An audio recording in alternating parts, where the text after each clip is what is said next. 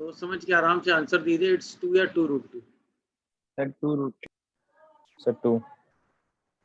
2. Yes, sir. How many of you saying it's 2?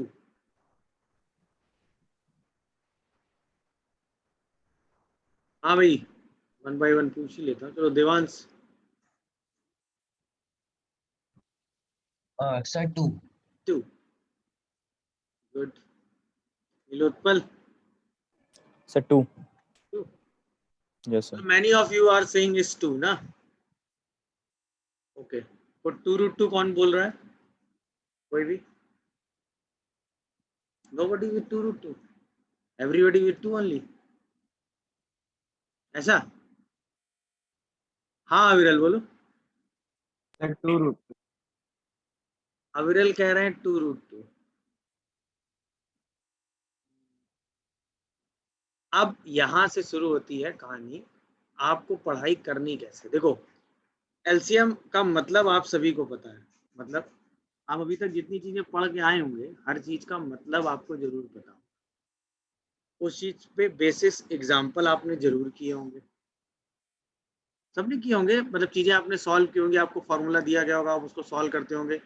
But actual situation में जब चीजें change होती हैं तो क्या चेंज आता है ये आप ऑब्जर्व नहीं कर पाते हैं, क्योंकि आपने सिर्फ चीजें पढ़ी हैं, उनको समझा नहीं। अब हमें चीजों को पढ़ना नहीं है, सिर्फ उनको समझना है। मतलब अब हम क्या करेंगे, डिफरेंस क्या आएगा, अब हमने कोई फॉर्मूला पढ़ा तो फॉर्मूला कैसे बना होगा, वो फॉर्मूला कब लग सकता है, कब नहीं लग सकता है, हर एक चीज उस फॉर्मूले से रिलेटेड हर एक चीज हम पढ़ेंगे। सिर्फ उस फॉर्मूले को याद करके क्वेश्चन सॉल्व करना नहीं सीखेंगे। क्यों? जिस एग्जाम की हम तैयारी करने जा रहे हैं वहां पर उस फॉर्मूले को डायरेक्ट यूज करके क्वेश्चन सॉल्व होगा, इस बात की पॉसिबिलिटी सबसे कम होगी। हो सकता है उस फॉर्मूले को बनाने का जो प्रोसेस हो, उस प्रोसेस में कहीं कोई चीज चेंज करके एक नया फॉर्मूला ही बना दिया जाए और आपको उसको यूज करके क्वेश्चन सॉल्व करना हो। तो जब तक आप पीछे के लॉजिक और बेसिक को नहीं समझेंगे तब तक आप सिचुएशन नहीं डील कर पाएंगे। जैसे सेम जगह यहाँ हुआ, आप सभी ने कहा इट्स एलसीएम इज 2, किसी ने कहा it's LCM is 2√2, but actual situation है कि इसका एलसीएम डिफाइन ही नहीं होता। बहुत लोगों के चेहरे बन गए क्वेश्चन मार्क के साथ, ये क्या है, डिफाइन ही नहीं होता। यस, बिकॉज एलसीएम का मतलब आपने पढ़ा बट समझा नहीं। एलसीएम का मतलब होता है लीस्ट कॉमन मल्टीपल। सबसे पहले मल्टीपल आते हैं, फिर उसमें से कॉमन मल्टीपल आते हैं, फिर उन कॉमन मल्टीपल में लीस्ट कॉमन मल्टीपल कैलकुलेट किया जाता है। देन मल्टीपल समझते हो ना, 2 का मल्टीपल मतलब 2 की टेबल, 3 का मल्टीपल 3 की टेबल। अब देखो 2 और 6 के केस में क्या किया मैंने, समझना जरा। इस सिचुएशन में आपने क्या किया होगा और फिर इस सिचुएशन में आप क्या करेंगे, दोनों का डिफरेंस अब ऑब्जर्व करिएगा। 2 और 6 के केस में आपने पहले 2 के मल्टीपल लिखे होंगे, तो लिखे होंगे 2, 4, 6, 8, 10, 12 एंड सो ऑन। 6 के मल्टीपल लिखे होंगे 6, 12, 18 एंड सो ऑन। फिर कॉमन मल्टीपल लिखे होंगे,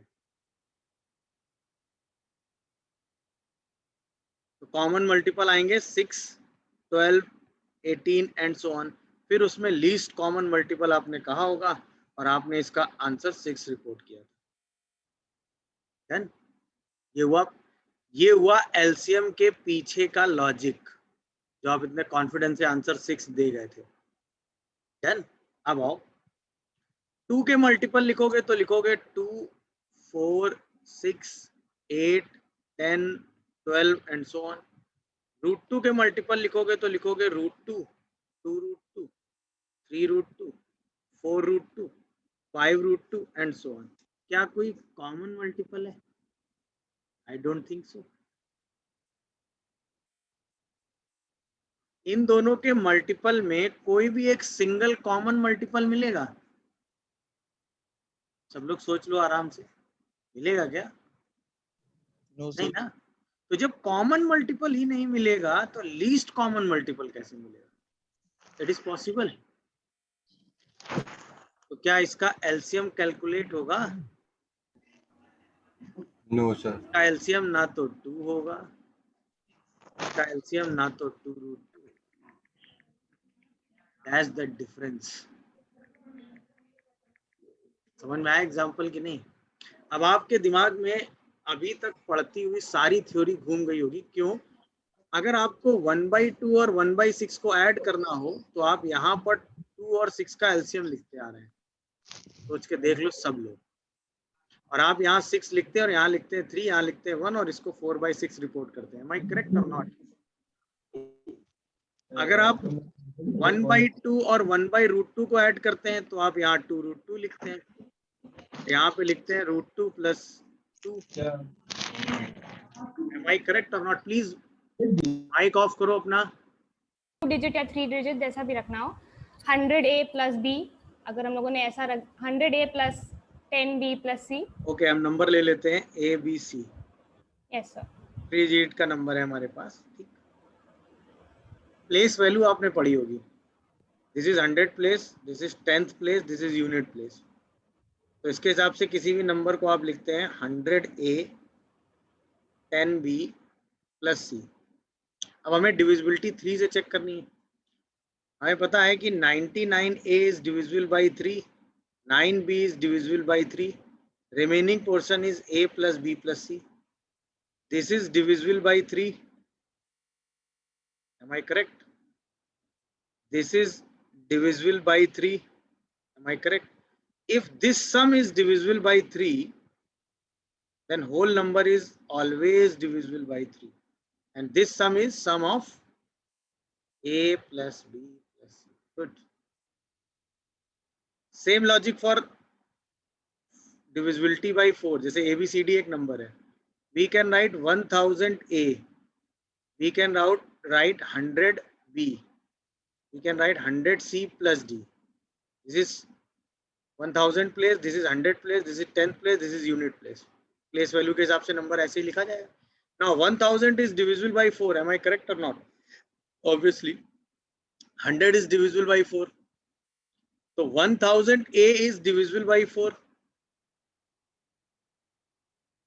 100B is again divisible by 4. 10C + D, this is divisible by 4. Then number is divisible by 4. अच्छा, 10C + D मतलब लास्ट 2 डिजिट। कॉन्सेप्ट समझ रहे हो कि नहीं सारा? नहीं समझे? क्या बाकी लोगों को ये लास्ट 2 डिजिट वाली चीज समझ में आई जो मैं लिख गया? Yes sir. तो कॉन्सेप्ट ऐसे ही चलते हैं, समझ रहे हो? आप सोचो, कोई नंबर 11 से डिविजिबल होता है, उसका कॉन्सेप्ट क्या है? मान लो 5 डिजिट का नंबर है, 4 डिजिट ले लो, ज्यादा आसानी से समझ जाओगे। 5 डिजिट भी ले सकते हैं। हाँ भाई, 11 की डिविजिबिलिटी पढ़ी होगी आपने, कोई बताएगा मुझे? 11 की डिविजिबिलिटी पढ़ी है, कोई बताएगा? सर इवन और प्लेस पे 0 और 1 होना चाहिए था, शायद से ऐसा कुछ था। हाँ, ऐसा कुछ नहीं था। मान लो हमें नहीं पता क्या था। Sum of A + C and B + D. Sum of, नहीं सम नहीं, difference of even and odd place digit either 0 और multiple of 11, then number is divisible by 11। ये कॉन्सेप्ट। अब ये कहाँ से जनरेट किया होगा? सेम लॉजिक जो आप इतनी देर से पढ़ते आ रहे हैं उसी से। कैसे? देखो भाई, आप इस नंबर, हमें नहीं पता कि इसकी डिविजिबिलिटी का कॉन्सेप्ट क्या है, हमें नहीं पता, बट अब हमें प्रोसेस पता है जिसकी हेल्प से हम डिविजिबिलिटी का कॉन्सेप्ट जनरेट कर सकते हैं। हमने वही प्रोसेस सोचा, भाई इसको हम लिखेंगे 1000A 100B 10C और प्लस D। अब ध्यान से देखते जाना। 1001 इज डिविजिबल बाय 11, हाँ या ना? 99B is divisible by 11, 11C is divisible by 11। तो हमने इसमें एक A ऐड किया है तो एक A सब्ट्रैक्ट होगा। दिख रहा है सबको? बोलो। इसमें से एक B बाहर आएगा, इसमें एक C ऐड होगा तो एक C सब्ट्रैक्ट हो जाएगा। अब यहाँ पे जो सम बचेगा वो क्या बचेगा? B + D minus A plus सी, यानी कि किसका डिफरेंस, इवन प्लेस के डिजिट और ऑड प्लेस के डिजिट का डिफरेंस बचा। क्या ये सारी कहानी समझ में आई, नहीं आई? बोलो भाई। Sorry, B plus D minus A plus C. अब देखो जरा ध्यान से, ये नंबर किससे डिविजिबल है, ये नंबर किससे डिविजिबल है, ये नंबर किससे डिविजिबल है? तो इसका मतलब ये डिफरेंस भी या तो जीरो हो जाए या फिर डिविजिबल बाई क्या हो जाए,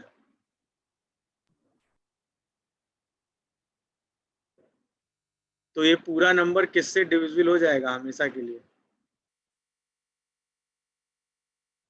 11 से। तो मैं मतलब ये डिविजिबिलिटी पढ़ाना मेरा लॉजिक नहीं था, मैं आपको ये बता रहा हूं कि अभी तक आप जैसे चीजें पढ़ते आ रहे हैं और अब उसकी को पढ़ने में आपकी मेंटेलिटी में जो डिफरेंस चाहिए ना, वो ये है। अब हमें लॉजिक समझना है कि हाँ भाई, ये हमें सिर्फ स्टेटमेंट नहीं पढ़ लेना है कि 3 की divisibility sum of digit is divisible by 3, हमारा काम हो गया ना। वाई ये कॉन्सेप्ट कहाँ से जनरेट हुआ ये जानना सबसे ज्यादा जरूरी। क्यों? क्योंकि जब हम ये कॉन्सेप्ट समझेंगे तो हम किसी भी नंबर की डिविजिबिलिटी अपने आप जनरेट कर सकते हैं। हम वो प्रोसेस खुद से बना सकते हैं कि हाँ भाई, इस वजह से 4 की डिविजिबिलिटी आई, इस वजह से 6 की डिविजिबिलिटी, इस वजह से 5 की डिविजिबिलिटी, इस वजह से 11 की डिविजिबिलिटी आ गई। जो रूल हम पढ़ते आ रहे हैं वो रूल क्यों बने, उनके पीछे का लॉजिक अब हमें समझ में आएगा। क्या ये बात आप लोग समझ पा रहे हैं? किसी भी इक्वेशन को हम आइडेंटिटी तब बोलते हैं जब वो अपने वेरिएबल से इंडिपेंडेंट हो जाए। मतलब वेरिएबल की वैल्यू कुछ भी रखते रहो, उस इक्वेशन के आउटपुट में कोई चेंज नहीं आएगा। अब ये चीज कैसे है, इसका सबसे बेस्ट एग्जांपल है sine square theta plus cos square theta equal to 1। This is identity for every value of theta. Am I correct और नॉट? थीटा कुछ भी सोच लो, sine square theta plus cos square theta हमेशा 1 रहेगा। और आपने ट्रिग्नोमेट्री आइडेंटिटी पढ़ी होगी, अगर आपने ट्रिग्नोमेट्री थोड़ी बहुत पढ़ी होगी तो ट्रिग्नोमेट्री आइडेंटिटी ये जरूर पढ़ी होगी सभी ने। इसको आइडेंटिटी क्यों बोला गया? क्यों? क्योंकि ये किससे इंडिपेंडेंट है? थीटा से। थीटा आप अपने दिमाग में कुछ भी बना लो, sine square theta plus cos square theta हमेशा क्या आएगा? 1 आएगा। आएगा कि नहीं आएगा? बोलो, कोई कंफ्यूजन? ये बात सबको समझ में आई कि नहीं आई, पहले तो ये बताओ। No sir. नहीं समझे क्या? है ये जो इक्वेशन आपने लिखी है ये आइडेंटिटी है। मेरा सवाल है, ये आइडेंटिटी कब है? सोच के बताओ। व्हेन? वो कौन सी कंडीशन होगी जिस पर ये आइडेंटिटी बन सकती है?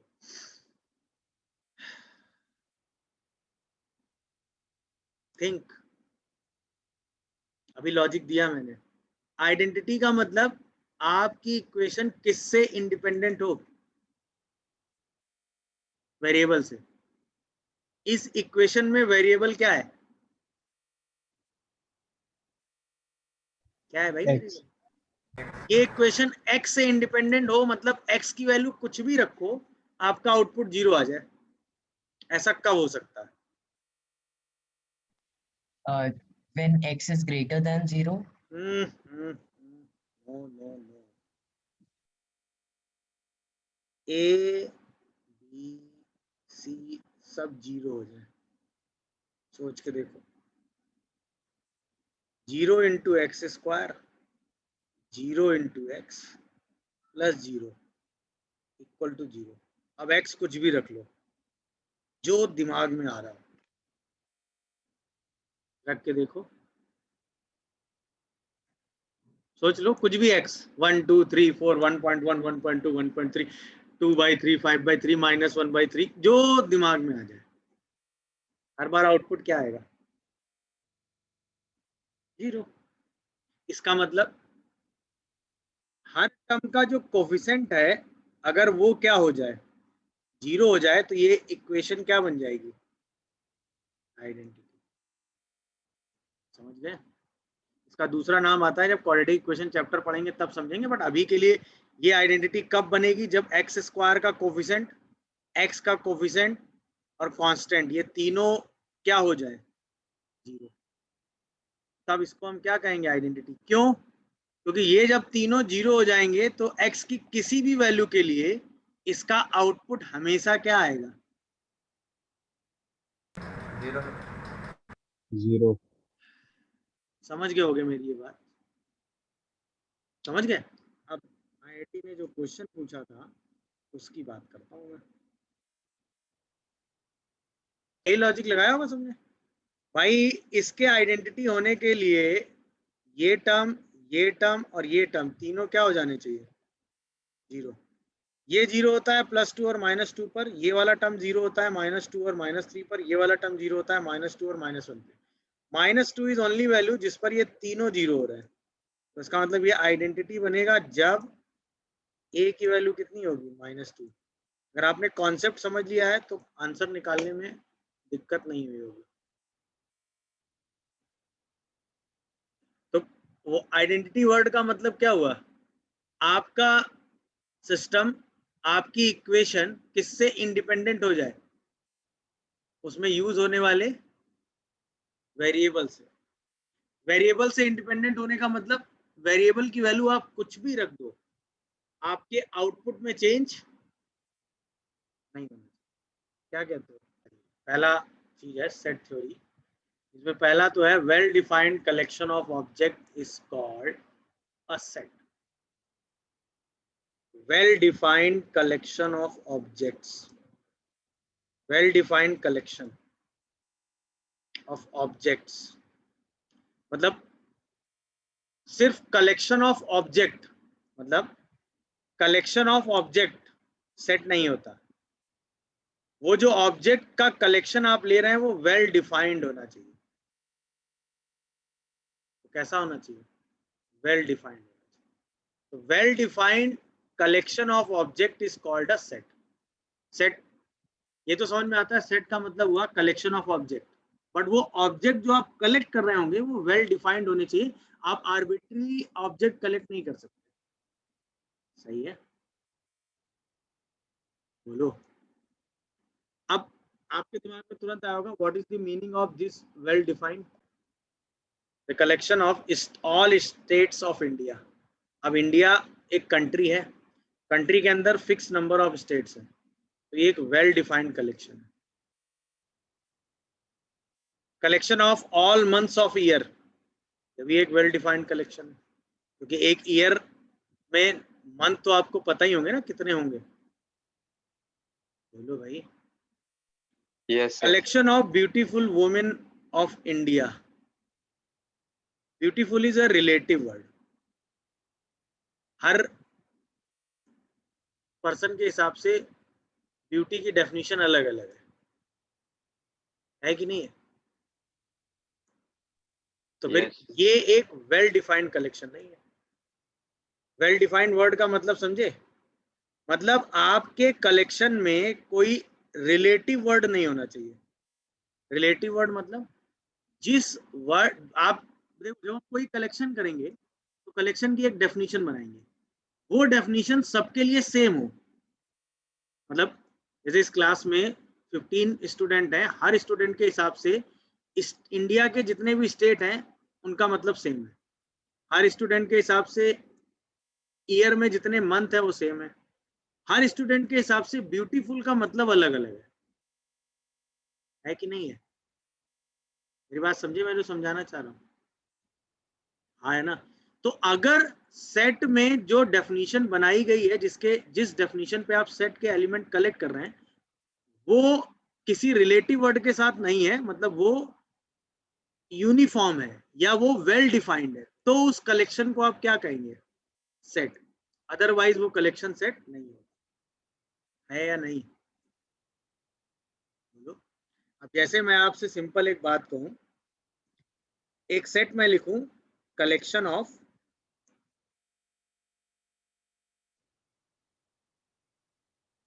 Reverse of India,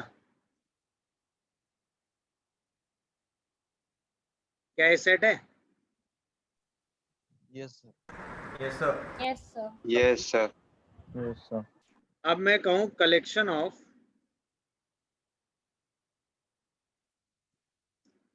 clean river of India,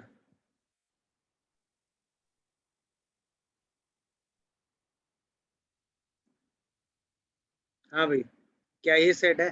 no sir. No, sir. No, sir. क्यों नहीं है? वेरी करता है ना. भाई क्लीन रिवर की डेफिनेशन मेरे हिसाब से अलग है, आपके हिसाब से अलग है, इसके हिसाब से अलग है, उसके हिसाब से अलग है. तो ये एक वेल डिफाइंड स्टेटमेंट नहीं है, और अगर ये वेल डिफाइंड कलेक्शन नहीं है तो ये सेट नहीं है, बात हो गई खत्म.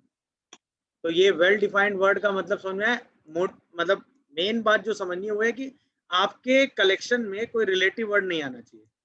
रिलेटिव वर्ड का मतलब ऐसा कोई वर्ड या ऐसी कोई क्वालिटी इन्वॉल्व नहीं होनी चाहिए जो रिलेटिवली चेंज हो रही हो, पर्सन टू पर्सन जिसकी डेफिनेशन बदल रही हो. अगर ऐसी कोई क्वांटिटी इन्वॉल्व हो गई है तो वो कलेक्शन कभी सेट नहीं होगा. तो सेट को जनरली हम कैपिटल लेटर से रिप्रेजेंट करते हैं. कैपिटल ए एक सेट हो गया, कैपिटल बी एक सेट हो गया, कैपिटल सी एक सेट हो गया, और जो उसके ऑब्जेक्ट होते हैं उन्हें हम, जो सेट के एलिमेंट होते हैं उन्हें ही हम क्या कहते हैं? मेंबर ऑफ द सेट या ऑब्जेक्ट ऑफ द सेट, जो सेट के एलिमेंट्स होते हैं. और जनरली जो सेट के एलिमेंट्स होते हैं वो स्मॉल लेटर से रिप्रेजेंट किए जाते हैं. मतलब कैपिटल लेटर फिक्स किया गया है सेट को रिप्रेजेंट करने के लिए, स्मॉल लेटर रिप्रेजेंट किया गया है इसको सेट के एलिमेंट को रिप्रेजेंट करने के लिए. जैसे मैं कहूं एक सेट है ए जिसके एलिमेंट है A E I O you,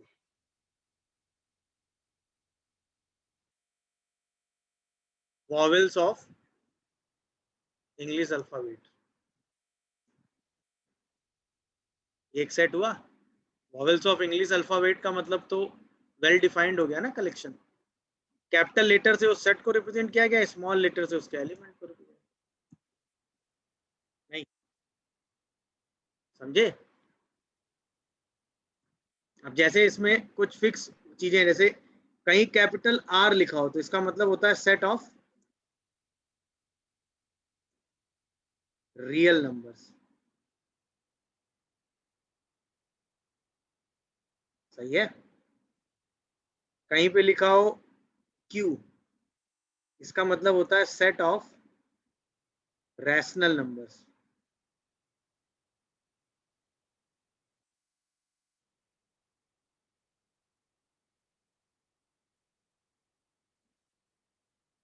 समझ रहे हो? कहीं पे लिखा हो एन, इसका मतलब होता है सेट ऑफ नेचुरल नंबर्स.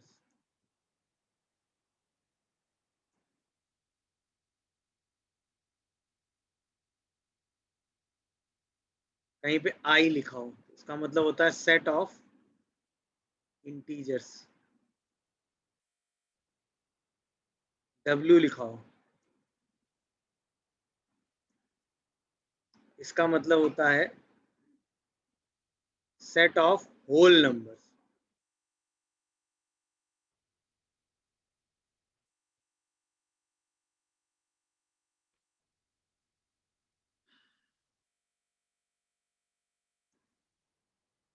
सही है? कोई मुझे बताएगा व्हाट इज रियल नंबर्स? आपके पास क्या इंफॉर्मेशन है, किसी नंबर को रियल नंबर कब बोलते हैं? बहुत ही right. तो वो नंबर दो टाइप का हो सकता है, या तो वो रियल होगा या फिर वो नॉन रियल होगा. सही है? अब रियल के बारे में हमने इतना सब कुछ पढ़ा है, आपका पूरा ध्यान इस नॉन रियल पे आएगा. आएगा? नॉन रियल पढ़ने की कोई जरूरत इसलिए नहीं बनेगी आपको कभी, क्योंकि अगर नंबर रियल है तो वो रियल लाइन में होगा. वाली रियल लाइन बनाते हो ना, इसमें जितने नंबर रिप्रेजेंट कर लोगे वो सारे नंबर रियल होते हैं. ठीक? इस रियल नंबर लाइन में जो नंबर नहीं रिप्रेजेंट होगा वो सब नंबर क्या होंगे? Non real. तो अब बताओ what is non real number? Numbers which cannot be represented on a number real line. Line, या ऐसे नंबर्स जो रियल नहीं है वो सारे क्या हैं? Non real. नॉन रियल की कोई डेफिनेशन कहीं नहीं लिखी है, जरूरत नहीं है ना,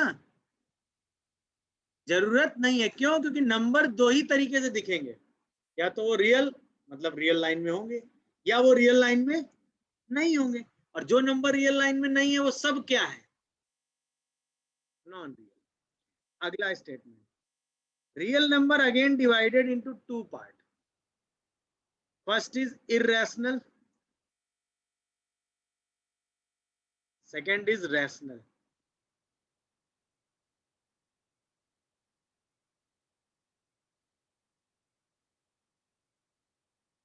अब आओ, ऐसे रियल नंबर जो रैशनल हैं उनके बारे में हमने पढ़ा ना, क्या पढ़ा? which can be represented as a form of p by q where p and q both are integers, q is not equal to 0। ये तो सबने चिल्ला चिल्ला के बताया था मुझे, क्योंकि ये आपने किताबों में पढ़ा था। अब इसके बारे में आपने मान रिकरिंग, नॉन रिकरिंग और पता नहीं क्या क्या आपने बताना शुरू किया मुझे। सिंपल, रियल नंबर कितने पार्ट में डिवाइड होता है? हर रियल नंबर या तो रैशनल होगा या इरेशनल। रैशनल आपको पता है, तो इसका मतलब जो नंबर रैशनल नहीं है वो सब क्या है? बोलो, इरेशनल। इसका मतलब अगर आपसे कोई पूछे व्हाट इज इरेशनल नंबर, तो आप सिंपल उसको एक लाइन में जवाब दोगे, ऐसे रियल नंबर जो क्या नहीं है, रैशनल नहीं है, वो सब क्या है? इरेशनल। कुछ नहीं बताना उसको, recurring, non recurring, repeating, non repeating, terminating, non, कुछ नहीं। सिंपल एक लाइन में जवाब देना है, जो नंबर रैशनल नहीं है, जो नंबर p बाई क्यू के फॉर्म में ना लिखा हो, जिसमें p और q इंटीजर और q जीरो नहीं है, वो सब नंबर इररेशनल ही है। खत्म, ज्यादा इधर उधर नहीं जाता। इसीलिए आपको डेफिनेशन एक ही बताई गई है, क्योंकि दूसरे की आपको जरूरत नहीं पड़ती, दूसरी डेफिनेशन साइमल्टेनियसली बन जाती है। आगे बढ़ो, रैशनल नंबर दो पार्ट में डिवाइड होते हैं। भाई p बाई क्यू में जब q कभी 1 हो गया तो सिर्फ p बचा ना, तो इसका मतलब एक पार्ट हो गया नॉन इंटीजर, आया ना, और एक पार्ट हो गया इंटीजर। कितने लोग इस बात से एग्री कर रहे हो? एक पार्ट हो गया इंटीजर, एक पार्ट हो गया नॉन इंटीजर। अब घबराने की जरूरत नहीं है। अब कोई आपसे पूछे नॉन इंटीजर क्या होता है, तो भाई जो नंबर, जो रैशनल नंबर इंटीजर नहीं है वो सब क्या है? Non integer. और इंटीजर कब होगा? जब q की वैल्यू कितनी हो जाए? 1। अब घबराने की जरूरत नहीं, जैसे अब नंबर लिखा हुआ है 6/2, तो ये इंटीजर है, क्योंकि इसको 3/1 लिखोगे सिंपलेस्ट फॉर्म में। आगे चल के फिर ये इंटीजर, अच्छा बहुत जगह आपके दिमाग में तुरंत आता है नंबर या तो इंटीजर होगा या फ्रैक्शन होगा। नहीं, इसको नॉन इंटीजर कहते हैं, फ्रैक्शन नहीं कहते। क्यों? फ्रैक्शन की वैल्यू 0 से 1 के बीच में ही होती है। 1/7 is a fraction, 9/7 is not a fraction. ध्यान रखिएगा, फ्रैक्शन का मतलब उसकी वैल्यू 0 से 1 के बीच में होगी। तो इंटीजर है, नॉन इंटीजर। अच्छा, इंटीजर फिर दो पार्ट में डिवाइड होता है। एक होता है नेगेटिव इंटीजर और एक होता है होल नंबर।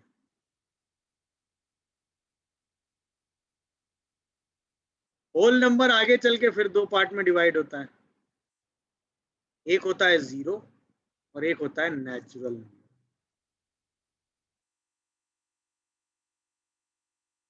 यह है कहानी। होल नंबर W से रिप्रेजेंट किया जाता है, नेचुरल नंबर N से, इंटीजर I से, रैशनल Q से, रियल R से। कोई भी नंबर हो उसको C से रिप्रेजेंट करते हैं। ये है पूरा नंबर सिस्टम,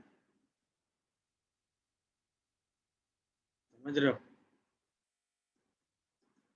बाकी कॉम्प्लीमेंट होता है, ये होता है आर का डैश, ये होता है क्यू का डैश, ये होता है आई का डैश। बाकी सब कॉम्प्लीमेंट के फॉर्म में चलते हैं, समझ गए। कोई डाउट हो तो बताओ। No sir. पक्का? Yes sir. Yes.